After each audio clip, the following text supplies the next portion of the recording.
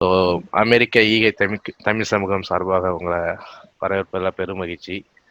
உங்களுடைய காணொளிகளை நான் மன அழுத்தம், புறம் பேசுதல், தன்னம்பிக்கை தொடர்பான காணொளிகளை நான் வலைதளத்தில் பார்த்தேன். நல்லா பேசியிருந்தீங்க.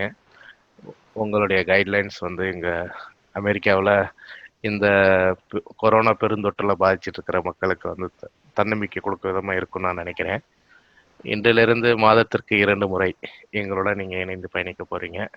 ரொம்ப சந்தோஷம். உங்களுடைய அனுபவங்களையும் உங்களுடைய வழிமுறைகளையும் எங்களுடன் பகிர்ந்து கொள்ளுமாறு அன்புடன் வேண்டுகிறேன். இனிமேல் இது உங்கள் தளம், ஆரம்பிக்கலாம். Thanks mister Sukhdev for intro. So இங்கே இருக்கிற எல்லாருக்கும் ஃபர்ஸ்ட் என்னோட வணக்கங்கள். என் பேர் கௌதமி சுப்ரமணி. நான் ஒரு motivational speaker from life coach.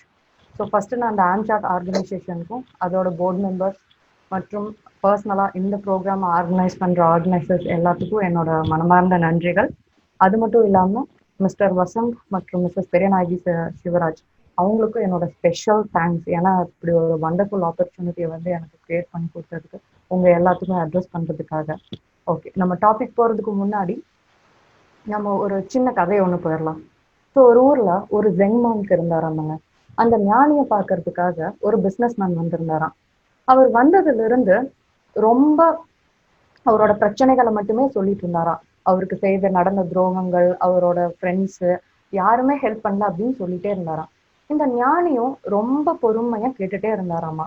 ஒரு கட்டத்துல சடனா இன்டரப்ட் பண்ணி ஒரு நிமிஷம் இருப்பா, டீ குடிக்கலாமா அப்படின்னு கேட்டாராம்.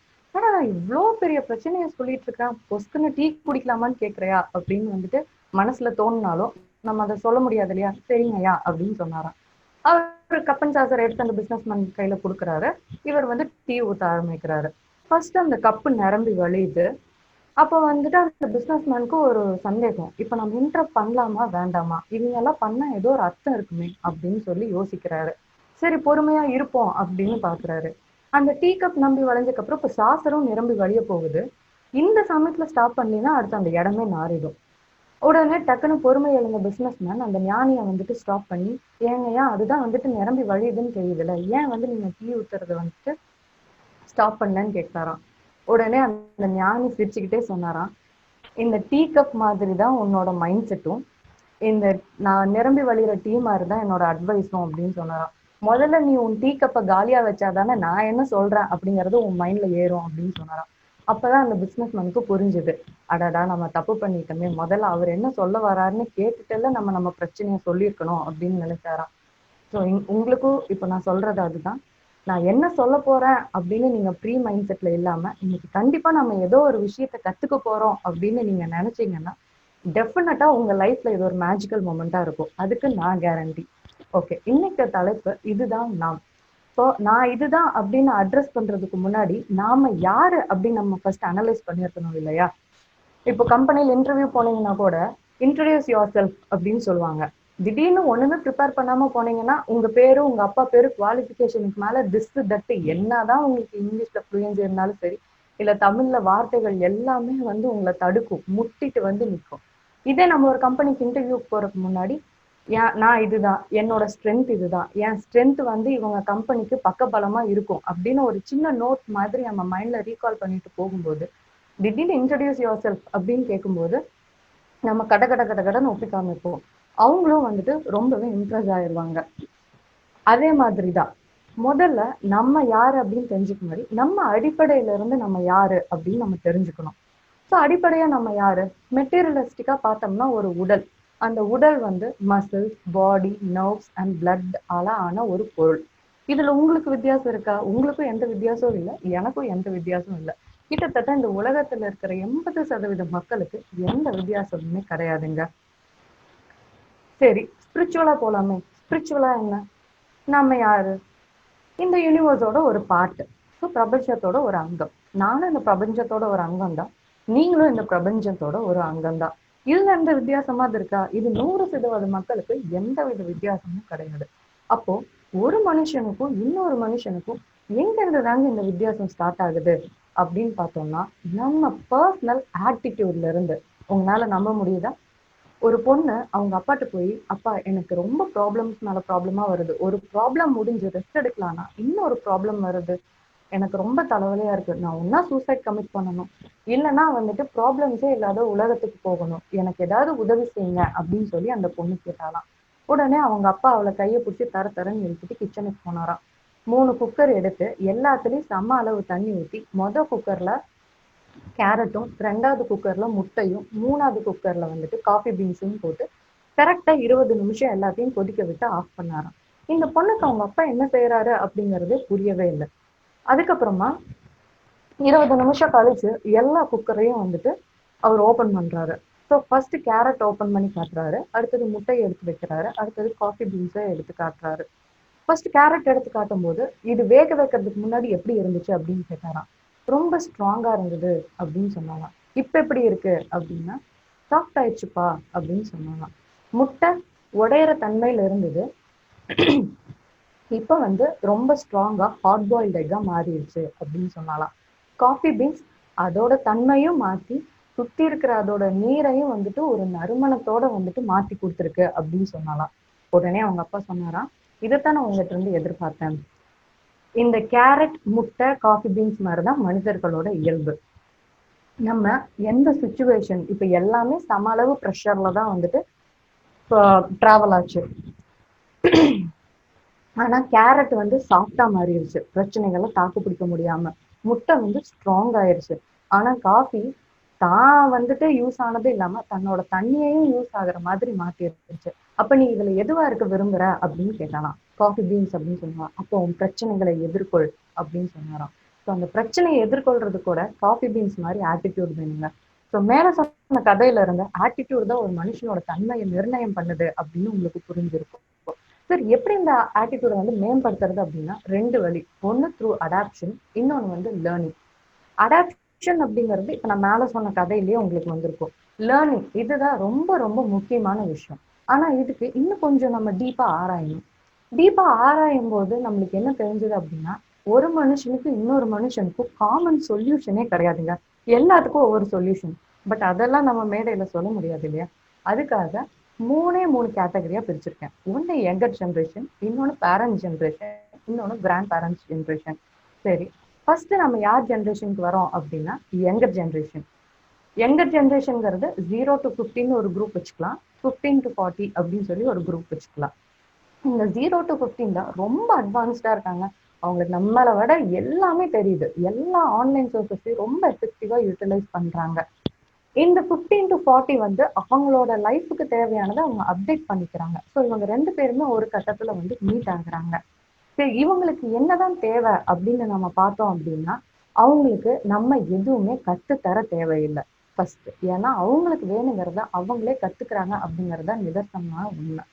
நம்ம அவங்கள கைட் பண்ணா மட்டும் போதும், வழி நடத்தினா மட்டும் போதும். ஏன்னா அவங்க நம்மளை விட ரொம்ப ஸ்மார்ட்டா இருக்கிறாங்க. சரி, இப்ப நீங்க பெரியவங்க கொஸ்டின் பண்ணலாம், அது எப்படி அவங்கள வழி நடத்த முடியும், அவங்க தப்பான வழியில போறாங்களா இல்ல சரியான வழியில போறாங்களா அப்படின்னு தெரியாம நம்ம அவங்களுக்கு சப்போர்ட் பண்ண முடியுமா அப்படின்னு கேட்கலாம். நீங்க சொல்றதுல இருந்தே உங்களுக்கு பதில் வந்துச்சு, எந்த இடத்துல சப்போர்ட் பண்ணணும் அப்படின்னு சொல்லிட்டு. ஸோ அவங்கள ஒரு குறிப்பிட்ட ஸ்டேஜ் வரைக்கும் நம்ம மானிட்டர் பண்ணணும். நல்லா நோட் பண்ணிக்கணும், குறிப்பிட்ட ஸ்டேஜ் வரைக்கும் தான். அந்த எக்ஸ்டென்ட்டுக்கு மேல நீங்க வந்து அவங்கள வளர விடணும், அவங்களோட சேர்ந்து நீங்களும் வளரணும். அதை விட்டுட்டு எப்பயுமே கையை பிடிச்சி கூட்டிட்டு போற மாதிரி இருக்கக்கூடாது. இதுதான் உங்க வேலை, இவ்வளவுதான் உங்க வேலை. இதுக்கு மேல அழட்டிக்கிறது எல்லாமே உங்க சுப்பீரியாரிட்டியை வந்து அந்த குழந்தைங்க மேல இம்போஸ் பண்றதுக்கு சமம். காலத்துக்கு ஏற்ற மாதிரி நம்மள அப்டேட் பண்ணிக்கிட்டு நம்ம ஆட்டிடியூட நம்ம மாற்றும் போது மட்டும்தான் குழந்தைங்களும் நம்ம கிட்ட க்ளோஸா பழகுவாங்க, அதுவும் இல்லாம நம்மள நண்பர்களாகவும் ஏத்துக்குவாங்க. பட் குட்டீஸ், உங்க மேலேயும் சில தப்புக்கள் இருக்கு. இப்போ பெரியவங்க யாராவது நம்மளுக்கு அட்வைஸ் ஏதாவது சொன்னாங்க அப்படின்னா ஃபர்ஸ்ட் அவங்களுக்கு கொஞ்சம் ஸ்பேஸ் கொடுங்க, அவங்க என்ன சொல்ல வராங்க அப்படிங்கிறத கவனிங்க, அதை அனலைஸ் பண்ணுங்க. அனலைஸ் பண்ணதுக்கு அப்புறம் இது உங்க லைஃப்க்கு தேவையா அப்படின்னு நீங்க பாருங்க. தேவை அப்படின்னா எவ்வளவு தூரம் தேவையோ அதை மட்டும் எடுத்துக்கோங்க, தேவைப்படலைன்னா ஜஸ்ட் டிஸ்கார்ட் இட்.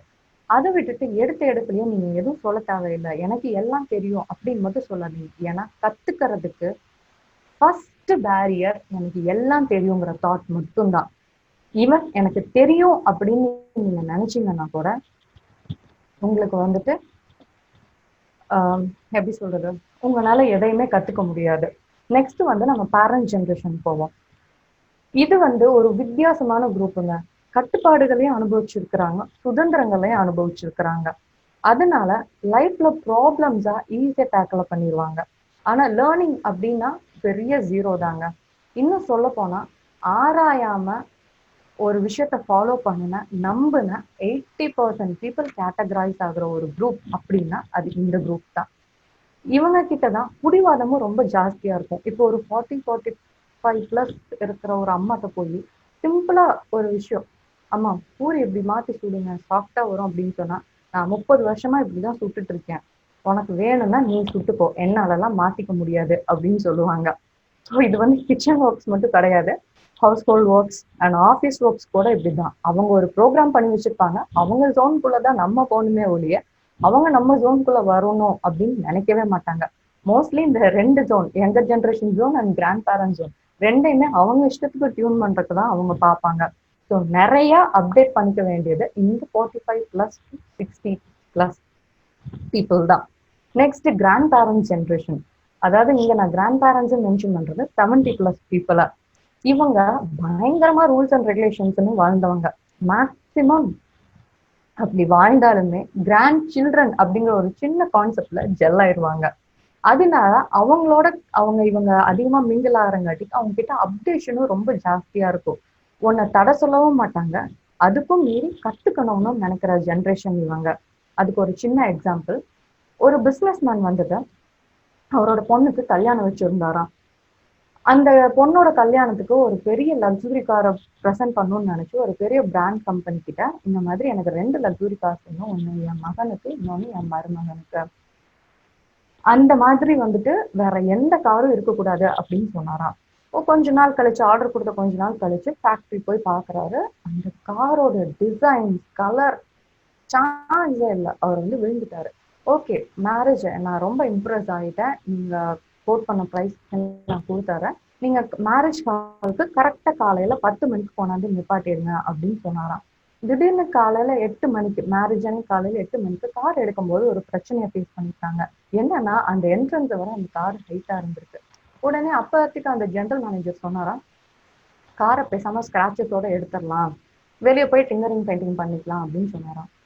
சுத்தி இருந்தவங்க அதுக்கான டைம் இல்லை, நம்ம டைமுக்கு டெலிவரி கொடுக்கலன்னா நம்ம பிராண்ட் வேல்யூ போயிடும் அப்படின்னு சொன்னாங்களாம். இன்னும் சிலர் பேசாம என்ட்ரன்ஸை இடிச்சிடலாம் அப்படின்னு சொன்னாலாம். 2 காருக்காக இவ்வளோ என்ட்ரன்ஸை இடிச்சு பல லட்சங்கள் செலவு பண்ணுமா அப்படின்னு சொல்லி அந்த ஜெனரல் மேனேஜர் யோசிச்சாராம். ஸோ அந்த சமயம் ஒரு 74 வயசு மதிக்கத்தக்க ஒருவர் வர்றாரு. அவர் தான் அந்த பிராண்ட் வேல்யூ உருவாக்குனாரு. இப்போ வந்து அவரோட மகன் தற்போதைய ஜெனரல் மேனேஜர் அந்த என்ட்ரன்ஸ் இடிச்சிடலாம் அப்படின்னு சொல்றவங்க பத்தி அவங்க பேரன், அவங்க 2 பேர்த்து கையிலையும் பொறுப்பை ஒப்படைச்சிட்டு அவர் ஓய்வு எடுக்க போயிட்டாரு. பட் இருந்தாலும் மாசம் 2 தடவை விசிட் வருவாராம், இப்ப என்னென்ன அப்டேஷன் நடந்திருக்கு அப்படின்னு தெரிஞ்சுக்கிறதுக்காக. அந்த மாதிரி வரும்போது இவங்களுக்கு எல்லாம் ஒரே பயமாயிடுச்சு, போச்சுடா நம்ம பிராண்ட் வேல்யூ தொலைச்சிட்டோம்னு சொல்லி நம்மளை வந்துட்டு கொல்ல போறாரு அப்படிங்கிற ஒரு தாட்ல தான் வந்துட்டு இவங்க எல்லாம் நின்றுட்டு இருந்திருக்கிறாங்க. இவங்க பேச பார்த்தோன்னே வந்துட்டு அவருக்கு தெரிஞ்சிருச்சு, ஓகே சம்திங் ஏதோ ப்ராப்ளம் அப்படின்னு சொல்லிட்டு கேட்கிறாரு, என்ன ப்ராப்ளம் உங்களுக்கு அப்படின்னு. இந்த மாதிரி சொல்லவும் அந்த என்ட்ரன்ஸையும் காரையும் வந்துட்டு அவர் மாத்தி மாத்தி பாக்குறாரு. ஸோ அவருக்கு ப்ராப்ளம் என்ன அப்படிங்கிறது புரிஞ்சிருச்சு. கார் வந்து ஜஸ்ட் 2 இன்ச் தான் அந்த என்ட்ரன்ஸோட ஹைட்டா இருக்கு. உடனே அங்கிருந்து ஒரு லேபரை கூப்பிட்டு கார்ல இருக்கிற காற்றை புரிஞ்சுது அப்படின்னு சொல்றாரு. ஸோ 4 இன்ச் கார் வந்து ஹைட் குறைஞ்சிருச்சு, கார் ஈஸியா வெளியே எடுத்துட்டாங்க. இந்த மாதிரி நம்ம என்னதான் டெக்னிக்கலா அப்டேட்டா இருந்தாலும், புதுசா கத்துக்கிறதுல ஆர்வங்கள் இருந்தாலும், பெரியவங்க கிட்ட அனுபவம் அப்படின்னு ஒண்ணு இருக்கு. அவங்க காலத்துல பட்ட கஷ்டங்களால நம்ம இந்த காலத்துல படவே கிடையாது. ஸோ அந்த அனுபவ அறிவை நம்மளுக்கு வேணும் போது நம்ம யூஸ் பண்ணிக்கணும். உங்க வீட்டுல யாராவது 70-75+ ஒரு பெரியவங்க இருந்தாங்க அப்படின்னா அது உங்களுக்கு ஜெம் மாதிரி. அவங்க கிட்ட நீங்க நிறைய கத்துக்கலாம். ஒரு சில, அதாவது எல்லாத்துட்டையும் ஒரே மாதிரி விஷயங்கள் கத்துக்கணும்னு சொல்ல முடியாது. அவங்க கேரக்டர்ஸ் அண்ட் ஆட்டிடியூட்ஸ்க்கு தகுந்த மாதிரி நிறைய ப்ராப்ளம் சால்விங் டெக்னிக்ஸ் இருக்கும். அதெல்லாம் நீங்க கத்து வச்சுக்கோங்க. கண்டிப்பா நம்ம லைஃப்ல எப்படி சொல்றது, ஒரு மிராக்கிள் ஹேப்பன் ஆகும் நிறைய இடத்துல அவங்களோட முடிவை நம்ம வந்துட்டு இம்ப்ளிமெண்ட் பண்ணும்போது. அப்புறம் ஸோ நம்ம ஒன்ஸ் நம்ம ஆட்டிடியூட என்ஹான்ஸ் பண்ணிக்கிட்டா ஆட்டோமேட்டிக்கா நம்மளுக்குள்ள இருக்கிற டிப்ரெஷன், செல்ஃப் பிட்டி, அது மட்டும் இல்லாம லேசினஸ், செல்ஃப் டவுட், இது எல்லாமே வந்துட்டு நம்மளை விட்டு போயிடும். இந்த ஈவல்ஸ் எல்லாம் நம்மளை விட்டு தானாவே போயிடும். அதை புரிஞ்சுக்கிறதுக்கு உங்களை நீங்களே ஒரு செல்ஃப் அனாலிசிஸ் போடுங்க. அந்த செல்ஃப் அனாலிசிஸ் எப்படி இருக்கணும் அப்படின்னா, இப்ப கரண்டா இப்போ உங்களுக்கு வந்துட்டு ஒரு ஆப்பர்ச்சுனிட்டி உங்க கையில வந்திருக்குது. அது வந்து சப்போஸ் நீங்க அதை உங்க கைக்கு வரும் அப்படின்னு நீங்க எதிர்பார்த்திருக்கிறீங்க. ஆனா வந்துட்டு உங்க கையை விட்டு போயிடுச்சு. அப்போ உங்க மனநிலை எப்படி இருக்கும்? ஒன்ஸ் நீங்க கூல் ஆட்டிடியூட்ல இருந்து யோசிக்கும் போது அதே ப்ராப்ளமை நீங்க எப்படி ஹேண்டில் பண்ணிருப்பீங்க அப்படின்னு யோசிச்சு பாருங்க. கண்டிப்பா உங்க லெவல் ஆஃப் மெச்சூரிட்டி வேற லெவல்ல இருக்குங்க. அதனால ஸோ ஒரு செகண்ட் நம்ம கூலா முடிவெடுக்கிறதுக்கே நம்ம லைஃப்ல நம்ம தேவையில்லாத டென்ஷன்ஸ் அவாய்ட் பண்றோம்னா, லைஃப் ஃபுல்லா நம்ம கூலான ஆட்டிடியூட் மெயின்டைன் பண்ணா எவ்வளவு சூப்பரா இருக்கும் அப்படின்னு பாருங்க. ஸோ அதே மாதிரி நம்ம ஆட்டிடியூட ஒன்ஸ் நீங்க என்ஹான்ஸ் பண்ணிட்டா மட்டும் பத்தாது. அது தொடர்ந்து நீங்க மெயின்டைன் பண்ணணும். அங்கதான் நீங்க நிக்கிறீங்க. சரி, நம்ம கூலான ஆட்டிடியூட் இருந்தோம் அப்படின்னா சுத்தி வந்துட்டு என்ன ப்ராப்ளம்ஸ் வரும் உங்களுக்கு? ஆட்டோமேட்டிக்கா எல்லாரும் பொறாமையில வந்துட்டு உங்களை கோவப்பட வைக்கணும். இந்த ஆட்டிடியூட மாத்தி காட்டுறான். அது எப்படி இவன் மட்டும் சந்தோஷமா இருக்கலாம் அப்படின்னு சொல்லும். இயற்கை அதோட பங்குக்கு சும்மா வச்சு வச்சு செய்யும். ஸோ இந்த சமயத்துல தான் நம்ம ரொம்ப டபுள் ஸ்ட்ராங்கா இருக்கணும். ஏன்னா ஒன்ஸ் நம்ம ஆட்டிடியூட நம்ம இழந்துட்டோம் அப்படின்னா அதுக்கப்புறம் நம்ம பாசிட்டிவ் வைப்ஸுக்கே வந்து தகுதி இல்லாத ஆள் அப்படின்னு நம்ம சொல்லலாம். ஸோ இன்னொரு ஸ்பெஷல் மென்ஷன் இருக்கு. இது எதுக்குன்னா லேடிஸ்க்கு. அதாவது ஹிஸ்டரி படி பார்த்தா கூட நம்ம ரிக்வேதிக் பீரியட் வரைக்கும் விமன்ஸ்கல்ல ஈக்குவல் இம்பார்ட்டன்ஸ் தான் கொடுத்துட்டு இருந்தாங்க. பட் என்னைக்கு இந்த லேட்டர் வேதிக் பீரியட் ஆரம்பிச்சதோ அன்னைக்கு தான் வந்து விமன்ஸ் சப்பார்டினேட்டாகவும் நம்மளை வந்துட்டு இந்த பொலிட்டிக்கல் ஆர்கனைசேஷன் சொசைட்டிலலாம் நம்ம பங்கு பெறக்கூடாதுன்னு ரொம்ப தீவிரமா இருந்தாங்க. இன்னும் சொல்ல போனா நம்மள ஒரு சில்ட்ரன் ப்ரொடியூஸ் பண்ற டாலா மட்டும்தான் பார்த்துருக்காங்க. ஸோ அந்த மாதிரி சுச்சுவேஷன்ல இருந்து நம்ம மெல்ல மெல்ல மீண்டு இன்னைக்கு யங்ஸ்டர்ஸ் இன்னைக்கு ஜென்ஸ் எல்லாருமே நம்மளை தூக்கி விட ரெடியா இருக்காங்க. ஆனா இன்னுமே நம்ம வீக்கர் செக்ஸ் அப்படின்னு தான் பார்த்துட்டு இருக்கோம். நம்ம தாத்தா பாட்டி காலத்துல பார்த்தா நம்ம பாட்டி எல்லாம் வந்துட்டு எதிர்த்து பேச மாட்டாங்க. அது வந்து ஒரு வகையான கண்ட்ரோல் அப்படி இருந்தாங்க. அவங்கள மீறி போக மாட்டாங்க, வேலைக்கு போறதெல்லாம் பத்தி நினைக்க மாட்டாங்க, ஏன்னா அவங்கள விட மாட்டாங்க, அந்த மாதிரி தான் இருந்தாங்க. பட் நம்ம அம்மா காலத்துல எல்லாம் நம்ம அதை ஓவர் கம் பண்ணி நிறைய ஒரு சக்சஸ்ஃபுல் லேடிஸ் உருவானதெல்லாம் கரண்டா 45 to 50+ இருக்கிறவங்க தான். பட் இன்னைக்கு யங்ஸ்டர்ஸ், அதாவது இப்போ கரண்ட் ஜென்ரேஷன்ல இருக்கிற லேடிஸ் வந்து மறுபடியும் நம்ம பழைய காலத்துக்கே போயிட்டோம். ஆனா இப்ப நம்மளை யாருமே கண்ட்ரோல் பண்ணல, அதை புரிஞ்சுக்குங்க. நம்ம ஒரு கம்ஃபர்ட் ஜோன் தேடி போயிட்டு இருக்கோம். ஒரு மாப்பிள்ளை வீட்டுல பாக்குறாங்க அப்படின்னு சொன்னா கூட நம்ம என்ன சொல்றோம்? நல்ல வெல் செட்டில்டா தான் வீட்லயும் பாக்குறாங்க. அவங்க சொல்றதுக்கு மேல ஒரு பிரிஞ்சத்தான எக்ஸ்பிளனேஷன்ஸ் நம்ம கொடுத்து இந்த மாதிரி இருந்தா பாத்துக்கணும்னா நம்ம குழந்தை ஷாப்பிங் நம்ம மறுபடியும் இப்படி ஒரு சின்ன ஒரு குறுகிய மைண்ட் செட்டுக்கு நம்ம போயிட்டு இருக்கோம் அப்படிங்கறத உங்களால உணர முடியுதா அப்படின்னு எனக்கு தெரியல. பட் உணர முடிஞ்சா நீங்க வாழ்க்கையில நிச்சயம் மேல போயிடலாம். இன்னொன்னு, நம்ம என்னைக்குமே வீக்கர் செக்ஸ் கிடையாது. நம்மளால இது முடியும் முடியாதுன்னுலாம் கிடையவே கிடையாது. நல்லா யோசிச்சு பாருங்க. நம்ம வீட்டு வேலையும் செய்யறோம், குழந்தைகளையும் பார்த்துக்கிறோம், அது மாதிரிதான் ஆபீஸ் வேலையும் பார்க்குறோம், நம்மளுக்கு பிடிச்ச ஹாபிஸையும் பார்க்குறோம். இன்னும் வேலைக்கு போற பொண்ணுங்க வந்துட்டு எல்லா வேலையும் ரொம்ப ஸ்ட்ரீம்லைனா பண்ணிட்டு போறாங்க. இதை விட தோட்டங்காட்டுல இருக்கிற பொண்ணுங்களை நினைச்சு பாருங்களேன். அவங்க வந்துட்டு தோட்ட வேலைகளையும் செய்யறாங்க, ஜாயிண்ட் ஃபேமிலியா இருக்கிற பொண்ணுங்க பெரியவங்களையும் பாத்துக்கிறாங்க. இது எல்லாத்துக்கும் மேல ரொம்ப நெகட்டிவ் கமெண்ட்ஸ் வரும். எல்லா ஃபேமிலியிலும் எல்லாரும் வந்துட்டு பொம்பளைங்களை தூக்கி வச்சு பேசிட்டு இருப்பாங்க அப்படின்னு சொல்ல முடியாது. ஸோ நிறைய சமயம் வந்து நம்ம சின்ன சின்ன ஞாபக மறதிகளுக்கெல்லாம் கூட நம்ம நெகட்டிவ் கமெண்ட்ஸ் நம்ம வாங்கிட்டு இருந்திருக்கோம். அதை எல்லாம் தாண்டி எவ்வளோ மென்டலா ஹெல்த்தியா வந்துட்டு நம்ம இந்த ரிலேஷன்ஷிப்ஸை வந்து நம்ம ஹேண்டில் பண்ணிட்டு இருக்கிறோம் இல்லையா? அப்ப நம்ம ஸ்ட்ராங்கர் செக்ஸ் தானே, நம்ம வீக்கர் செக்ஸ் கிடையாது இல்லையா?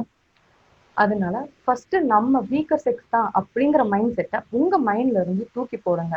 இப்போ உண்மையாலுமே உங்களால டாஸ்க் ஹேண்டில் பண்ண முடியல அப்படின்னா ஓகே, நீங்க ரெஸ்ட் எடுங்க. ஆனா ரெஸ்ட் எடுக்கிறதுக்காகவே என்னால டாஸ்கை ஹேண்டில் பண்ண முடியாது அப்படின்னு சொல்லாதீங்க. ஏன்னா நம்மளோட வேல்யூ யூனிக். என்னைக்குமே நம்மளுக்குன்னு ஒரு ஐடென்டிட்டி கிரியேட் பண்ணா மட்டும்தான் நம்மளுக்கு ஒரு செல்ஃப் கான்ஃபிடன்ஸ் வரும். ஒரு ஊர்ல ஒரு பேச்சாளர் இருந்தாராம். பேசிட்டு இருக்கும்போது திடீர்னு வந்துட்டு ஒரு $1000 வச்சுக்கோங்களேன், அதை எடுத்துட்டு இது யாருக்கு வேணும் அப்படின்னு கேட்டாராம். உடனே எல்லாருக்கும் வேணும் அப்படின்னு சொன்னாங்களாம். அதை கசக்கிட்டு இப்ப யாருக்கு வேணும் அப்படின்னு கேட்டாராம். இப்பயும் எல்லாரும் வேணும் அப்படின்னு சொன்னாங்களாம். மறுபடியும் அது காலில் போட்டு தேய்ச்சி இப்ப இந்த நோட்டு யாருக்கு வேணும் அப்படின்னு கேட்டாராம். இப்பயும் வந்துட்டு எல்லாரும் வேணும் அப்படின்னு சொன்னாங்களாம். அப்ப பாருங்க, என்ன பண்ணாலும் அந்த பணத்தோட வேல்யூ வந்து குறையல.